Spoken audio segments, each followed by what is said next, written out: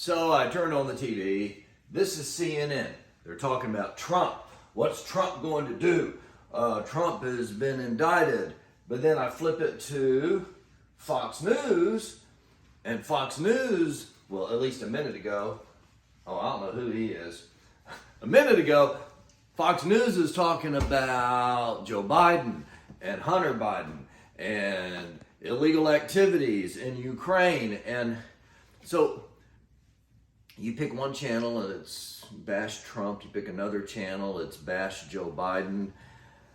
I don't know if you're a Democrat or a Republican. You may like or dislike people that are in power, but at least they're not trying to kill us.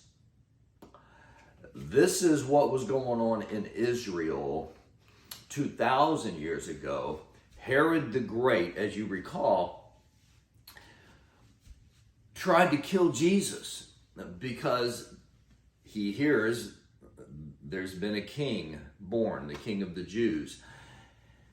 And so the Magi, he tells the Magi, King Herod, I would like to worship him too. Let me know when you find Jesus. Well, God warned the Magi not to tell Herod. Herod is so angry that he kills every baby boy in Bethlehem 2 years old and younger.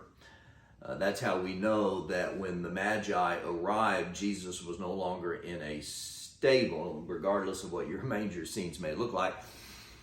And the Bible says he was in a house and he was probably at least 2 years old. Well, an angel warns Joseph to flee to Egypt, and this is what he does. And we finish Matthew chapter 2 today, and we see Mary and Joseph and Jesus able to leave Egypt and go back to Israel. So it's a very short few verses. I'll pick it up in verse 19.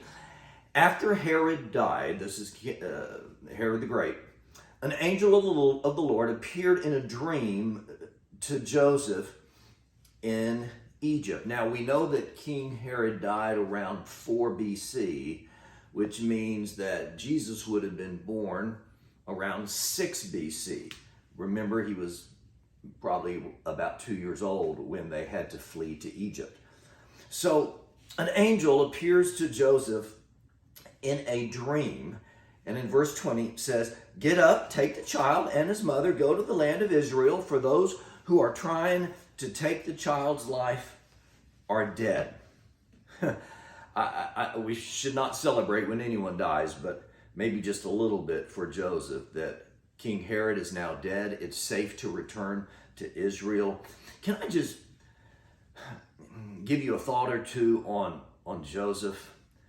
We always talk about Mary, the mother of Jesus, and as well we should, but think about Joseph. He is engaged to the woman of his dreams, and he can't wait to hear wedding bells, and then he gets a bombshell when Mary says, I'm pregnant. Oh, but it's okay, the Holy Spirit did it. Joseph rolls with that and the gossip and the things that people must have said. Then he has a king trying to kill his son. They have to flee to Egypt. Finally, he gets to go back to Israel. I don't know if he opened a carpentry business in Egypt, or maybe they lived on the gold that was given to them as a gift from the Magi. But I think he's probably glad to be going home. Oh Lord, do you know how hard it is to speak Egyptian? He may have said something like that.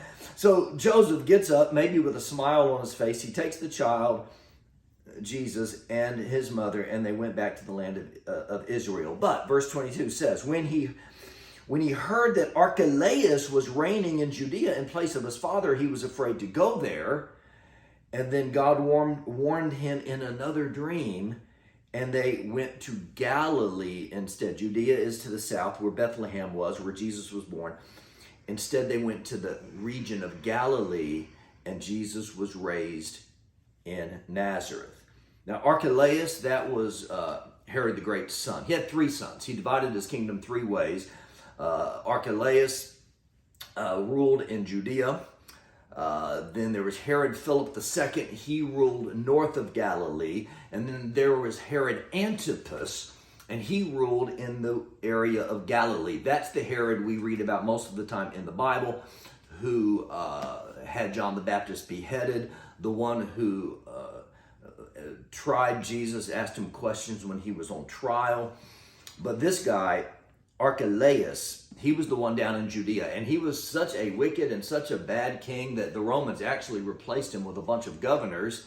And you'll know one of those governors, his name was Pontius Pilate.